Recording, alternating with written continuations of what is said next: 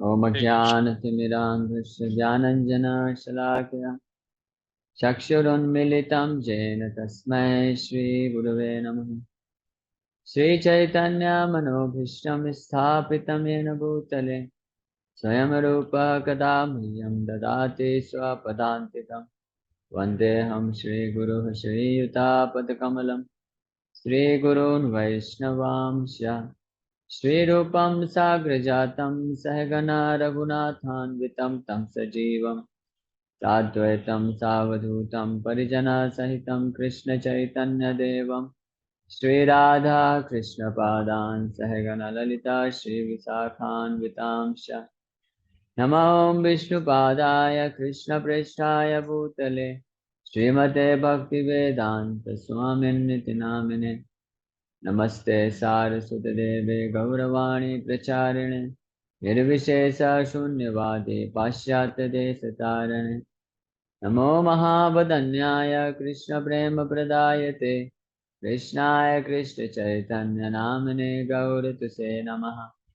हे कृष्ण करुणा सिन्धु दीनबन्धु जगत्पते गोपेश गोपिका कान्त राधा कान्त नमस्तुते। सप्तकाञ्चन गौराङ्गी राधे वृन्दावनेश्वरी वृषभानुसुते देवी प्रणमामि हरिप्रिये। वाञ्छाकल्पतरुभ्यश्च कृपा सिन्धुभ्येव च पतितानां पावनेभ्यो वैष्णवेभ्यो नमो नमः। जय श्री कृष्ण चैतन्य प्रभु नित्यानंद श्री अद्वैत गदाधर शिवासादि गौर भक्तवृंद।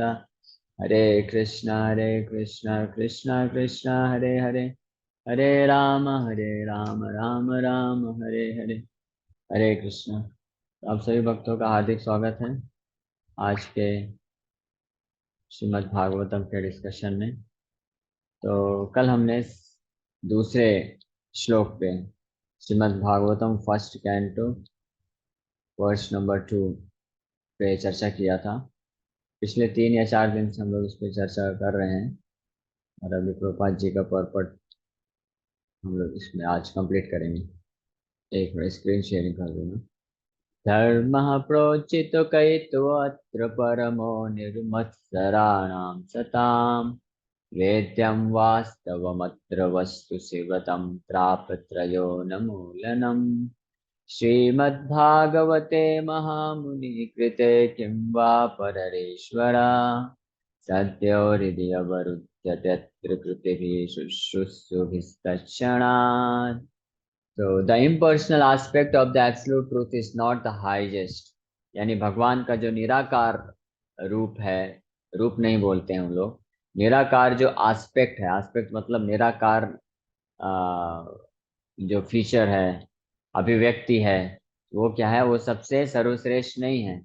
Above the impersonal feature is the Paramatma feature and above this is the personal feature of the absolute truth और भगवान। निराकार रूप के ऊपर परमात्मा है और परमात्मा स्वरूप के ऊपर भी स्वयं भगवान कृष्ण है। क्योंकि इसको बोलते हैं, भागवत में आगे चल के बताया जाएगा, ब्रह्मेति परमात्मेति भगवान इति शब्दयते, यानी जो परम सत्य है उसके तीन तीन स्तर की अभिव्यक्तियां होती हैं। सबसे पहले स्तर की अभिव्यक्ति होती है इम्पर्सनल ब्रह्म ज्योति, निराकार ब्रह्म ज्योति के रूप में, जिसमें केवल सत फीचर होता है। जो परम सत्य है वो तीन वस्तु, तीन फीचर, फीचर को क्या बोलेंगे, तीन लक्षणों से मिलकर बना है, सत्य चित और आनंद। तो जो निराकार ब्रह्म ज्योति है उसमें केवल क्या है? सत है। सत मतलब इटर्नल, हमेशा रहने वाला, सनातन। और उसके ऊपर जब एक और चीज ऐड हो जाता है जिसको बोलते हैं चित्त, चित्त मतलब उसमें कॉन्शियसनेस आ जाता है, चेतना आ जाती है और संपूर्ण ज्ञान होता है, तो उसको बोलते हैं परमात्मा। जो सबके हृदय में परमात्मा के रूप में भगवान वास करते हैं। फिर उसके भी ऊपर स्वयं भगवान कृष्ण होते हैं, जिसमें सत्य चित और आनंद, तीसरा जो फीचर है, तीसरा जो लक्षण है वो भी जुड़ जाता है।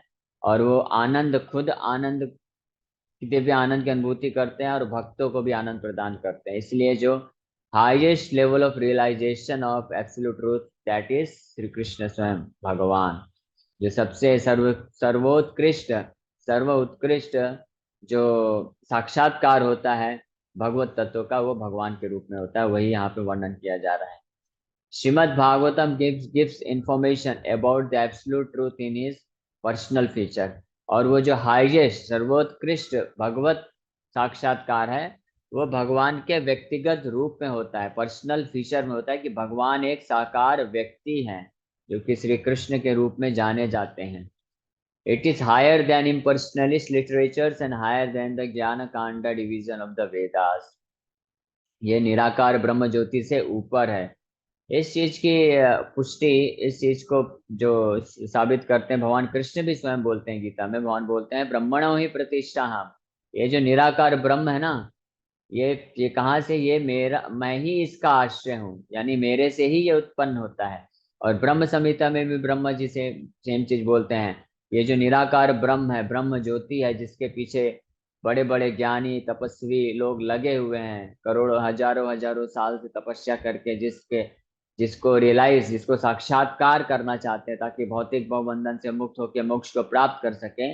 ये जो निराकार ब्रह्म ज्योति है, भगवान ब्रह्म संहिता में ब्रह्मा जी बोलते हैं यस्या प्रभा प्रभवतो जगदंड कोटि कोटि शेष वसुधादि विभूति भिन्नम तद ब्रह्म निष्कलम अनंतम अशेष भूतम गोविंदमादि पुरुषम तमहम भजामि। यस्या प्रभा प्रभवतो जगदंड कोटि, मतलब यस्या प्रभा, यश मतलब जिनकी, जिनके शरीर का कांति है, कांति मतलब तेज है, जिनके शरीर से जो तेज निकलता है वो निष्कलम ब्रह्म है, उसमें कोई कलंक नहीं है। वो जो है निष्कलम ब्रह्म जो है भगवान कृष्ण के शरीर की अंग कांति है। यस्या प्रभा प्रभवतो जगदंड कोटि। और सोचिए भगवान कृष्ण के अंग कांति से से निकलने, शरीर से निकलने वाला जो तेज है, जिसको निराकार ब्रह्म ज्योति के रूप में जाना जाता है, वो ब्रह्म ज्योति में इतना शक्ति है। वो तो पहला तो निष्कलंक है, उसमें कोई कलंक नहीं है, कोई भौतिक गुणों का प्रभाव नहीं है, वो सनातन है। और प्रभवतो जगदंड कोटि, वो जगदंड कोटि करोड़ों करोड़ों करोड़ों ब्रह्मांड की उत्पत्ति का कारण बनता है। फिर आगे बता रहे हैं it is higher, it is even higher than the Brahma kanda division and even higher than the upasana kanda division because it recommends the worship of the supreme personality of god lord Shri Krishna. ये जो भागवत में इस तत्व की व्याख्या की गई है, भगवत संपूर्ण भगवत तत्व की व्याख्या की गई है भगवान स्वयं, भगवान श्री कृष्ण के रूप में, जो कि वैदिक साहित्यों में कर्मकांड भाग से भी ऊपर है, कर्मकांड डिवीजन है, उससे उससे भी श्रेष्ठ है। और जो उपासना कांड है जिसमें भगवान का ऐश्वर्य भाव में पूजा किया जाता है, उससे भी ऊपर है, जहाँ पे भगवान का शुद्ध भक्ति, शुद्ध प्रेम दिया जा रहा है इस भागवत ग्रंथ में।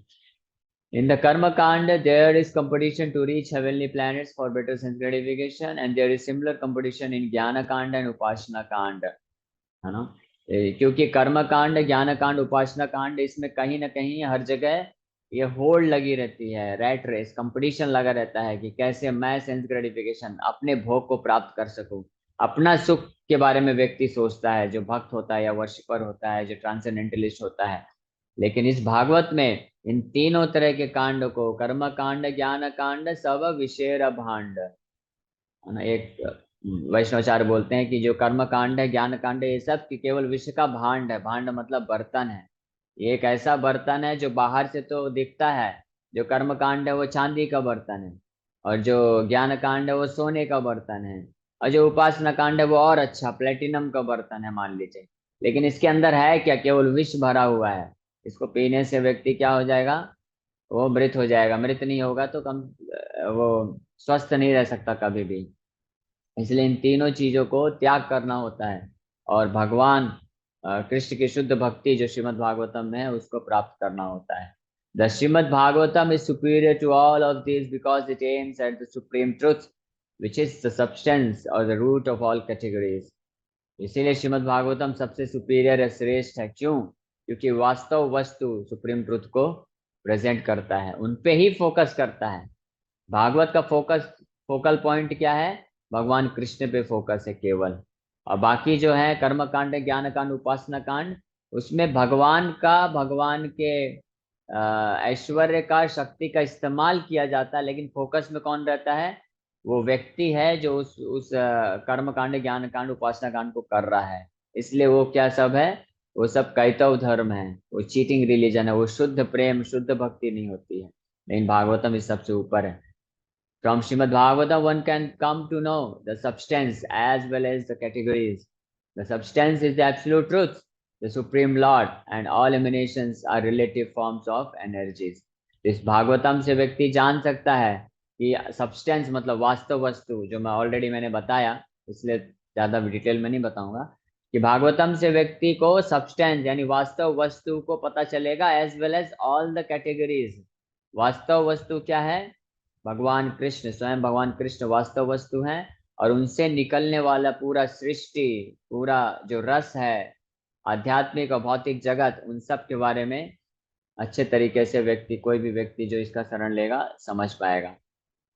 फिर आगे बता रहे हैं Prabhupada ji, nothing is apart from the substance but at the same time the energies are different from the substance. This conception is not contradictory. Srimad Bhagavatam explicitly promulgates this simultaneously one and different philosophy of the Vedanta Sutra, which begins with the Janmadesha Sutra. तो ये जो substance है, यानी वास्तव वस्तु है, nothing is apart from substance, मतलब हर चीज इस संसार में जो भी अस्तित्व में है, सब कुछ उसी वास्तव वस्तु, जो कि भगवान श्री कृष्ण है, उन्हीं से प्रकट होती है। लेकिन उनसे प्रकट होने के बावजूद भी वो जितनी भी वस्तुएं हैं, वो सब भगवान की शक्ति हैं, और भगवान से समान भी है, अभिन्न भी है, और भिन्न भी है, अलग भी है, और एक भी है। जैसे उदाहरण के लिए मैंने उदाहरण दिया था, अगर आपको याद होगा, तो जिस प्रकार से मिट्टी, अर्थ है ना, पृथ्वी है, तो पृथ्वी से ही हम लोग बड़े अलग अलग पात्र बनाते हैं, घड़ा बनाते हैं, कुल्हड़ बनाते हैं, और दीप दिया बनाते हैं, और अलग अलग चीजें बनाते हैं। पृथ्वी से ही हम लोग प्राप्त जो संगमरमर है, जो पत्थर है, उससे हम लोग मंदिर बनाते हैं, महल बनाते हैं, घर बनाते हैं, स्कल्पचर्स बनाते हैं, स्टैचूज बनाते हैं, ये सब बनाए जाते हैं। लेकिन हालांकि वो सब पृथ्वी से बनाए जा रहे हैं, तो एक तरह से वो भी पृथ्वी बोल सकते हैं कि हाँ, ये भी मिट्टी है। लेकिन क्या वो सच में पृथ्वी है? जैसे मटका है, घड़ा है, पृथ्वी से बना हुआ घड़ा है, तो वो पृथ्वी से बना हुआ घड़ा है, तो वो भी मिट्टी या उसको पृथ्वी बोल सकते हैं। लेकिन वास्तव में उसको पृथ्वी नहीं भी है, वो पृथ्वी है भी, पृथ्वी नहीं भी है। क्यों? क्योंकि जो विशाल पृथ्वी है, वो उसमें और उस मटके में अंतर है। समझ पा रहे हैं ना? यही डिफरेंस है। भगवान जो वास्तव वस्तु है, और उनसे निकलने वाले जितने भी तरह के एमिनेशन है, यानी पूरा ब्रह्मांड, पूरा सृष्टि है, वही अंतर है। मायावादी लोग इसी चीज को नहीं समझ पाते हैं। वो बोलते हैं कि क्योंकि सब कुछ भगवान से निकला है, इसलिए सब कुछ भगवान हो गया। ऐसा बात नहीं है, ये बिल्कुल भी गलत फिलॉसफी है ना। जैसे दूसरा उदाहरण दिया था कि सोने की खान है, तो सोने की खान से आप सोना, उसी सोने का इस्तेमाल करके आप ज्वेलरी बनाते हैं, अंगूठी बनाते हैं, अलग अलग जो है बर्तन बना सकते हैं। तो वो सब बर्तन, ज्वेलरी, अंगूठी, वो सोना है, लेकिन फिर भी वो सोने की खान नहीं है, दोनों में अंतर है। तो यही चीज यहाँ पे बताया गया है। This knowledge that the energy of the Lord is simultaneously one with and different from the Lord is an answer to the mental speculators' attempt to establish the energy as the absolute। ये जो ज्ञान है कि भगवान एक ही समय पे अपने शक्ति से शक्ति से एक हैं और अलग हैं, simultaneously one with and different from the Lord, the energy of the Lord, शक्ति शक्तिमाता आम अभेदो अयो अयम। इसी फिलॉसफी को, इसी सिद्धांत को श्री चैतन्य महाप्रभु ने अचिंत्य भेदा भेद तत्व के रूप में प्रस्तावित किया। चैतन्य महाप्रभु बोले, क्योंकि कुछ लोग थे जैसे शंकराचार्य, मायावादी लोग बोलते थे कि सब कुछ अद्वैत है। अद्वैत मतलब भगवान और भगवान की शक्ति एक ही है, इसलिए ये संसार भी भगवान है, ये हर चीज, इस संसार का हर वस्तु भी भगवान है, और हम भी भगवान हैं। क्योंकि हम सब भगवान से आए हैं, भगवान की शक्ति है, तो हम भी भगवान है। शक्ति और शक्तिमान में कोई अंतर नहीं है। फिर वैष्णव आचार्य आए, 4 वैष्णव आचार्य, उन्होंने अलग अलग तरीके से इस सिद्धांत का खंडन किया। नहीं, सब कुछ एक नहीं है, दो है। भगवान और शक्ति दोनों अलग अलग हैं। फिर चैतन्य महाप्रभु आए, बोले दोनों बीच में झगड़ा क्यों कर रहे हो, आप दोनों सही हो, लेकिन समझने का प्रयास करो, दोनों अलग अलग कॉन्टेक्स्ट में सही हो। इसलिए चैतन्य महाप्रभु ने क्या फिलॉसफी दिया कि भगवान और भगवान की शक्ति, ऊर्जा, शक्ति मतलब जब हम बोलते हैं शक्ति, तो शक्ति का मतलब होता है ये पूरी सृष्टि जो है भगवान की शक्ति है, भगवान की शक्ति भगवान की एनर्जी से प्रकट हुआ है, जिसमें हम भी भगवान की शक्ति हैं। ये भौतिक जगत भी भगवान की शक्ति है और हम भी भगवान की शक्ति है। हम भगवान के सुपीरियर उच्च श्रेणी की शक्ति हैं, और ये भौतिक जगत इंफीरियर एनर्जी है, निम्न श्रेणी की शक्ति है। We are superior energy of the Lord and this material manifestation is inferior energy of the Lord. लेकिन हम हैं, हर चीज जो भगवान से उत्पन्न हुई है वो सब क्या है तो शक्ति ही। तो ये तो क्लियर है। तो चैतन्य महाप्रभु बताए कि जो शक्ति है और शक्तिमान है दोनों समान है, सही बात है, लेकिन दोनों में भिन्नता भी है। दोनों एक समान भी है और दोनों भिन्न भी है। एक समान कैसे है, क्योंकि भगवान से उत्पन्न होने के कारण गुणवत्ता में एक समान है। और दोनों भिन्न कैसे हैं, क्योंकि भगवान जो है वो ओरिजिनल स्रोत है, वो सोर्स है, और वो इनफाइनाइट है, और जो जीवात्मा है वो फाइनाइट है। जैसे समुद्र है और समुद्र की बूंद, समुद्र और समुद्र की बूंद में समानता भी है और अंतर भी है, डिफरेंस भी है। समानता क्या है कि जितने भी गुण समुद्र में पाए जाते हैं उतने सारे गुण उस समुद्र की बूंद में भी पाए जाएंगे।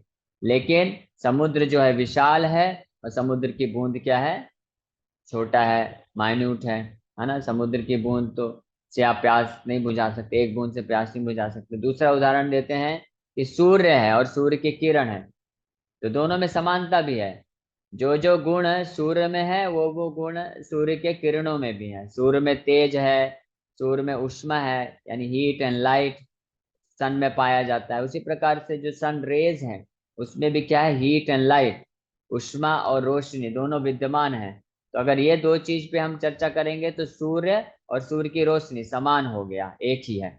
लेकिन क्या हम बोल सकते हैं कि अगर हमारे घर के अंदर खिड़की से सूर्य की रोशनी आ गई तो क्या आप ये बोल सकते हैं कि सूर्य आ गए, सूर्य आ गए, है ना? ऐसा तो नहीं बोल सकते। सूर्य की रोशनी आई, इसका मतलब डिफरेंस भी, अंतर भी है कि सूर्य और सूर्य की रोशनी एक भी है और अलग भी है। अलग क्या है कि सूर्य की रोशनी मात्र एक अंश मात्र है और सूर्य पूरा विशाल अनलिमिटेड है। उसी प्रकार से भगवान और जीवात्मा यानी परमात्मा और आत्मा दोनों एक भी है और दोनों अलग भी है। दोनों इंडिविजुअल हैं, दोनों अलग अलग व्यक्ति हैं। दोनों में समानता भी है और दोनों में अंतर भी है। समानता क्या है कि भगवान भी सच्चिदानंद विग्रह हैं, भगवान भी सत्य चेत और आनंद से बने हुए हैं, और जीवात्मा भी भगवान की सुपीरियर एनर्जी होने के कारण सत्य चित आनंद से मिलके बना हुआ है।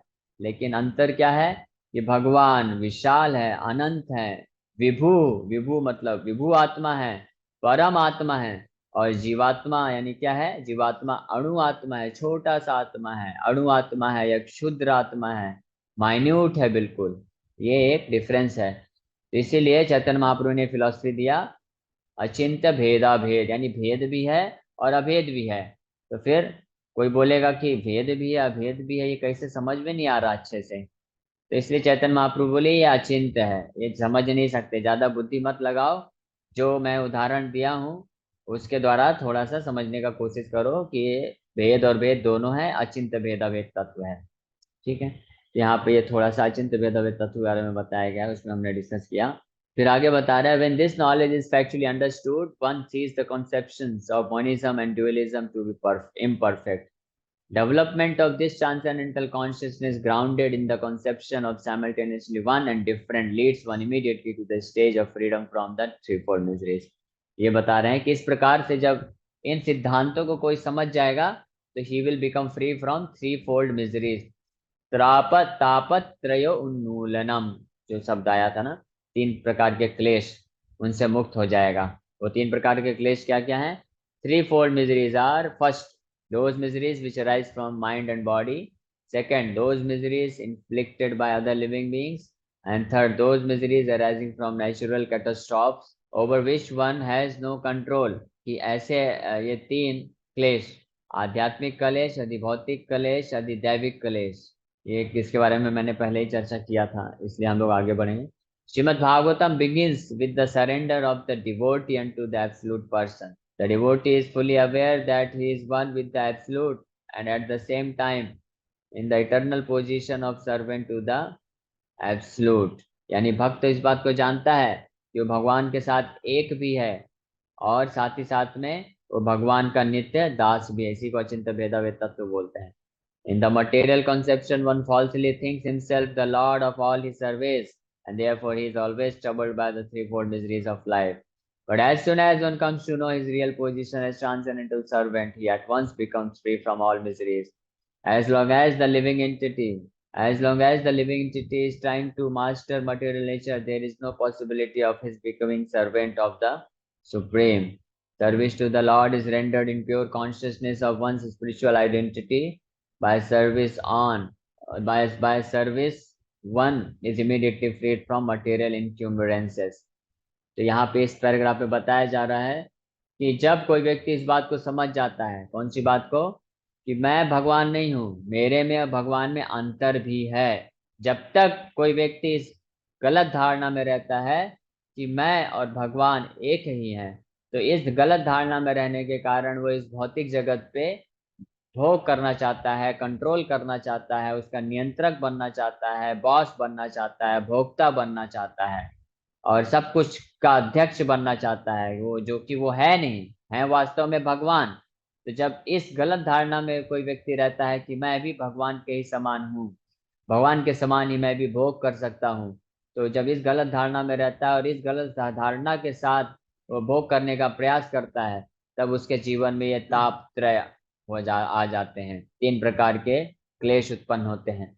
लेकिन जैसे ही कोई भक्त भगवान इस सिद्धांत को समझ जाता है, चिंत भेदा भेद तत्व, कि मैं भगवान के साथ समान भी हूँ, समान इस सेंस में हूँ कि भगवान में और मेरे में समान गुण है, भगवान भी सच्चिदानंद है, वो भी आत्मा है, मैं भी आत्मा, वो भी ब्रह्म है, मैं भी ब्रह्म हूँ, ये समानता है। लेकिन वो परम ब्रह्म है या परम आत्मा है, मैं जीव आत्मा हूँ, मैं छोटा ब्रह्म हूँ, मैं परम ब्रह्म नहीं हूँ, मैं केवल ब्रह्म हूँ। इस बात को समझ जाता है, इसलिए मेरा भगवान का अंश होने के नाते, इसलिए मेरा दायित्व है कि मैं भगवान का सेवा करूं, मैं भोक्ता नहीं हूँ। भोक्ता तो परम ब्रह्म है, परम आत्मा भोक्ता है, कंट्रोलर है, मेंटेनर है। इसी चीज को कठोर उपनिषद में भी बताया गया है, नित्यो नित्यानाम चेतन चेतना नाम एको यो बहुनाम विदधाति कामान, कि there are many eternal living entities, conscious living beings, यानी बहुत सारे जो है चेतन जीवा आत्माएं हैं, लेकिन उसमें से एक जो चेतन जीवा, एक जो आत्मा है वो परम आत्मा है, और बाकी सब अणु आत्मा है, छोटे आत्मा है। तो जो वो परम आत्मा है वो बाकी सब आत्माओं को का पालन पोषण करता है, वो उनका भोक्ता है, वो स्वामी है और हम लोग दास हैं। तो इस चीज को जब कोई भक्त समझ जाएगा और भोक्ता बनने का प्रयास छोड़ के भगवान का सेवा करने का प्रयास करेगा, तो अपने आप को तीन प्रकार के दुखों से मुक्त हो जाएगा। Over and above this, Srimad Bhagavatam is a personal commentation on the Vedanta Sutra by Shri Vyasadeva. It was written in the maturity of his spiritual life through the mercy of Narada. Shri Vyasadeva is the authorized incarnation of Narayana, the personality of Godhead. Therefore, there is no question as to his authority. He is the author of all other Vedic literatures, yet he recommends the study of Srimad Bhagavatam above all others. यहाँ पे बता रहे हैं कि ये जो श्रीमद् भागवतम है, already मैं बता चुका हूँ, लेकिन इसलिए थोड़ा सारा सार रूप में बता दूंगा। ये जो श्रीमद् भागवतम है, नारद मुनि ने महामुनि कृते, अपनी सबसे परिपक्व अवस्था में इसको लिखा है, और वो भगवान के स्वयं अवतार हैं, और लेकिन फिर भी वो अपने सारे अलग अलग ग्रंथों के ऊपर ये भागवतम को सबसे ज्यादा प्रोत्साहन देते हैं कि ये श्रीमद् भागवतम को पढ़े व्यक्ति। In other Puranas there are different methods set forth by which one can worship the demigods, but in the Bhagavatam only the Supreme Lord is mentioned. The Supreme Lord is the total body, and the demigods are the different parts of that body. Consequently, by worshipping the Supreme Lord, one does not need to worship the demigods. The Supreme Lord becomes fixed in the heart of the devotee immediately. Lord Chaitanya Mahaprabhu has recommended the Srimad Bhagavatam as the spotless Puran and distinguishes it from all other Puranas.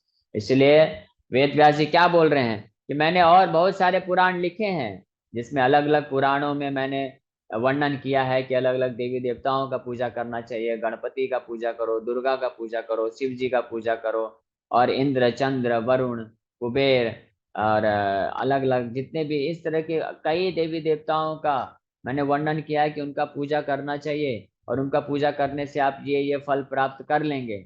वो है, लेकिन वो सबसे ऊपर जो सबसे important है इस भागवतम, ये भागवतम जो है अमल पुराण है, ये शुद्ध पुराण है, क्योंकि इसमें केवल और किसी देवी देवता का पूजा करने के लिए नहीं बोला गया, इसमें केवल स्वयं भगवान कृष्ण का वह पूजा करने को बोला गया है। क्योंकि बाकी जो देवी देवता है वो उन्हीं के अंश हैं, उन्हीं के सेवक हैं, इसलिए उनका अलग से पूजा करने का आवश्यकता नहीं है। ये वेद व्यास जी इसलिए बोल रहे हैं कि भागवतम में, इसलिए चैतन्य महाप्रभु बोले और वेद व्यास जी सेम चीज यहाँ पे बोल रहे हैं, इसलिए क्योंकि अलग अलग वो सेवक हैं, उनका अलग से पूजा करने का आवश्यकता नहीं है। आप अगर कोई भक्त केवल भगवान का शुद्ध भक्ति करना प्रारंभ कर देगा तो उससे सारे देवी देवता अपने आप संतुष्ट हो जाएंगे।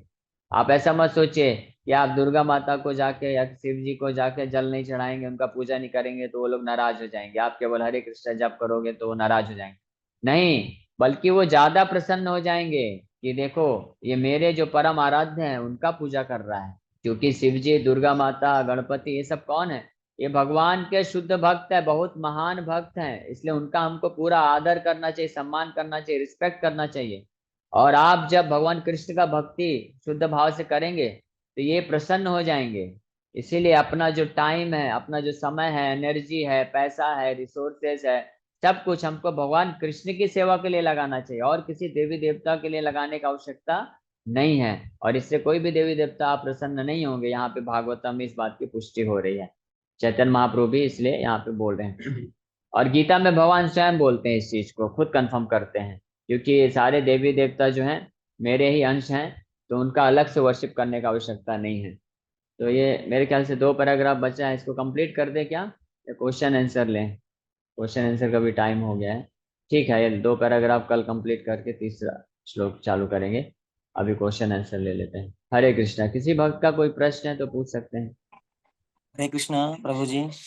हरे कृष्णा। Yes Shubham bro. प्रभु जी, प्रश्न मेरा ये है, जैसा धुंधकारी की कथा आपने सुनी होगी, भागवत में है। हाँ हाँ। तो प्रभु जी मैं ये पूछ रहा था, धुंधकारी जो था उसने भागवत सुनी थी तो उसको मुक्ति मिली थी। तो भागवत की उत्पत्ति कब हुई थी कि उसने भागवत सुन ली थी? भागवत, भागवत जो है सनातन है, जैसे भगवान कृष्ण जीवात्मा और वैदिक ग्रंथ, इसलिए सनातन है भागवतम। भागवतम की कभी उत्पत्ति नहीं हुई है, लेकिन भागवतम को जगह बार के बार ले जा। प्रकट कराया जाता है। भागवत बार बार प्रकट होता है जब जब जरूरत पड़ती है। तो 5000 साल पहले भागवत को प्रकट किया गया सुखदेव गोस्वामी और परीक्षित महाराज के माध्यम से। उसके पहले भी करोड़ों जी करोड़ों जी। साल पहले भागवतम था। हरे कृष्णा। और कोई धन्यवाद प्रभु जी। प्रश्न भक्त का? यस जी, अचिंत्य आपका भेद आवाज। तत्व सरल भाषा में समझाएंगे, अच्छा अचिंत्य। अच्छा अच्छा, हाँ। अचिंत्य भेदाभेद तत्व, और जैसा कि इसमें पहले ही बताया जा रहा है कि ये अचिंत्य है, इसको समझ पाना मुश्किल है। मतलब इसको हम अपनी भौतिक बुद्धि से इतनी आसानी से समझ नहीं सकते हैं, लेकिन फिर भी उदाहरण बता के प्रभुपाद जी हमको सरल भाषा में समझाए हैं, वो मैं बता देता हूँ। भेद अभेद तत्व, उसका उदाहरण मैंने ऑलरेडी दिया। जैसे सूर्य, सूर्य की किरणें, तो सूर्य, सूर्य की किरणों में समानता भी है और अंतर भी है। सूर्य, सूर्य की किरणें जो हैं वो केवल एक अंश मात्र है सूर्य का, और सूर्य जो है विशाल है। एक और उदाहरण देते हैं, जैसे अग्नि होती है और उसकी चिंगारी, तो अग्नि विशाल है और चिंगारी जो है एक छोटी सी चिंगारी है, उसका अंश है।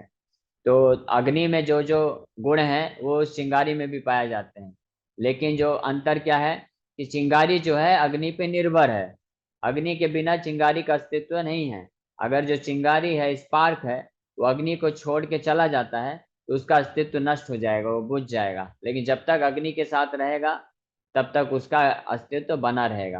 और दूसरी बात, माया जो है, जो अग्नि है, माया को कंपेयर किया गया है हवा से। तो हवा, माया रूपी जो हवा है, जब अग्नि के, विशाल अग्नि के संपर्क में आती है तो हवा को, अग्नि और बढ़ जाती है, अग्नि को बुझा नहीं पाती। लेकिन अगर चिंगारी अग्नि के संपर्क में आएगा तो अग्नि बुझ जाए, चिंगारी बुझ जाएगी। उसी प्रकार से जीवात्मा जब माया के संपर्क में आता है तो वो बुझ जाता है, यानी माया के अधीन हो जाता है, फंस जाता है और क्लेश को महसूस करता है। लेकिन भगवान को माया प्रभावित नहीं कर पाती, क्योंकि भगवान विभु होने के कारण, विशाल होने के कारण, अनंत होने के कारण माया पे अपना अधिकार जमा सकते हैं, उसको नियंत्रित कर सकते हैं। हरे कृष्णा। और कोई प्रश्न है किसी भक्त का? तो हम लोग यहीं पे फिर एंड करते हैं। सभी भक्तों का बहुत बहुत हरे कृष्ण धन्यवाद। प्रभु जी। हरे कृष्णा। दंडवत प्रणाम।